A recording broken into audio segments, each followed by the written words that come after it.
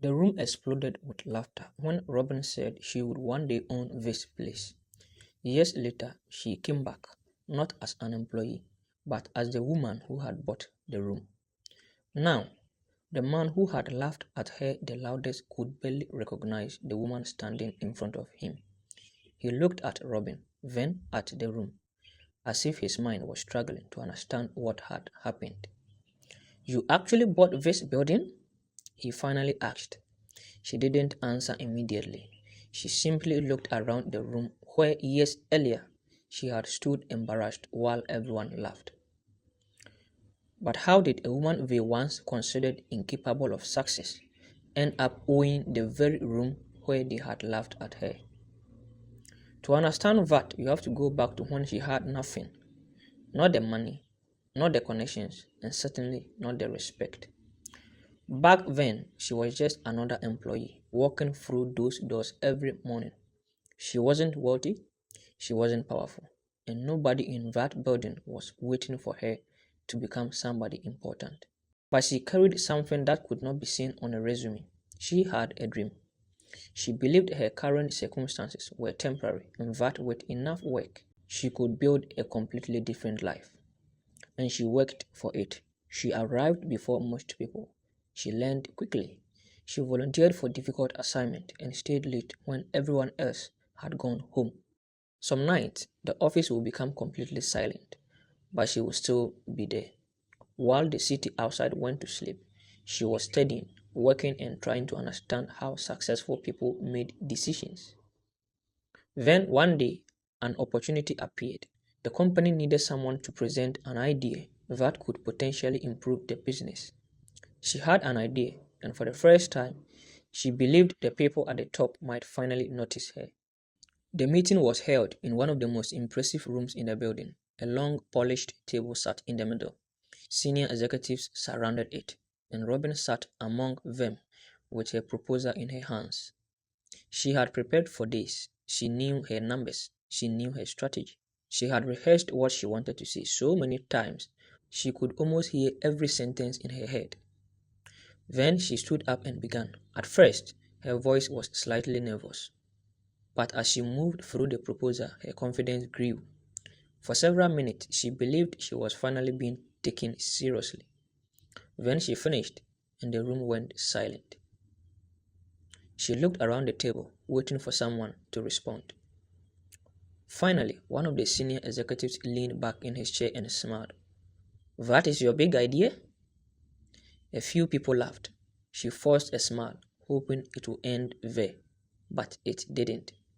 "Robin, you need to be realistic," the executive told her.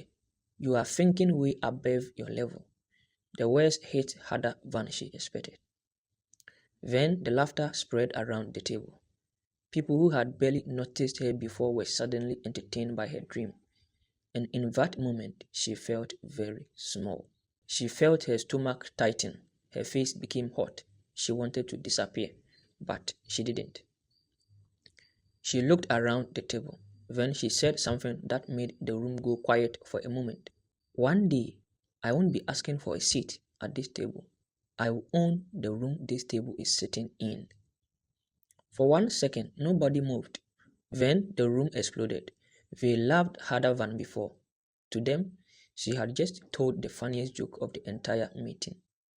She didn't argue. She didn't try to convince them. She gathered her papers, turned around, and walked out. And that was the last time anyone in that room heard her talk about owning it. But when she got home, the confidence disappeared.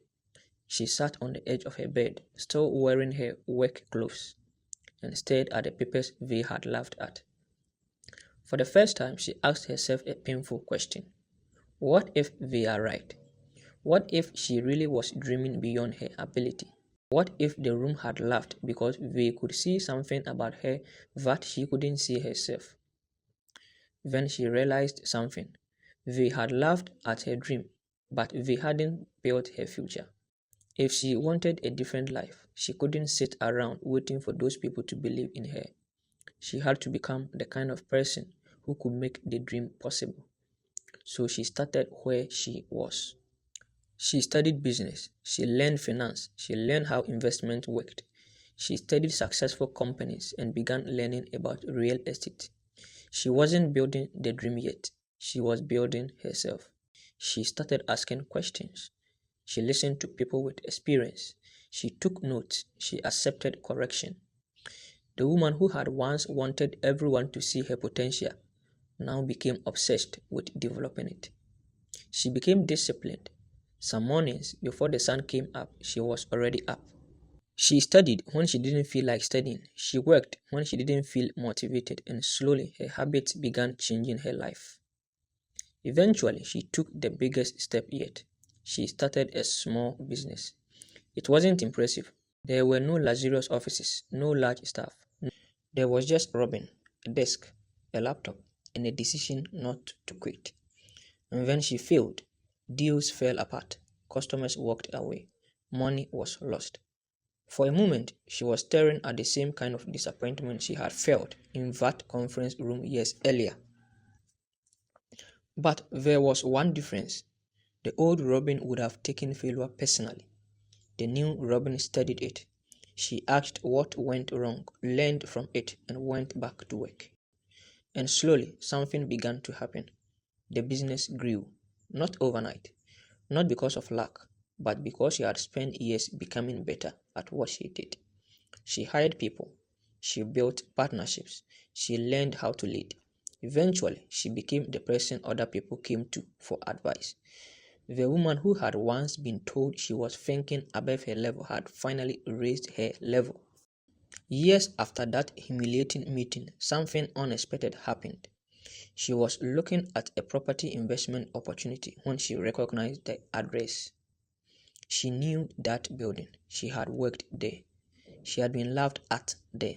And now the building was for sale. She didn't rush. She didn't buy it because she wanted revenge. She studied the numbers. She examined the property. She spoke with advisors. And she asked the only question that mattered. Could she actually afford to own it? And eventually the answer was yes. Robin bought the building. She bought the room. She bought the very place where people once laughed when she said she would own it. And when she finally stood at the head of that table again, she understood something. She hadn't won because they had been wrong about her. She had won because she had refused to let their opinion become her identity. Robin didn't buy that room in one day. She bought it through every early morning she got up. Every book she studied, every mistake she learned from, every dollar she saved, every failure she survived, every time she chose discipline over comfort. The room was purchased years before she ever held the keys, because the person who eventually bought the room was built long before she could afford it. And sometimes the people laughing at your dream today are simply looking at the version of you that exists right now. They cannot see who you are becoming. So don't waste your life trying to make them believe. Build, learn, work, grow. Because one day you may walk back into the room where they laughed at you and realize you don't need their approval anymore. You have the keys.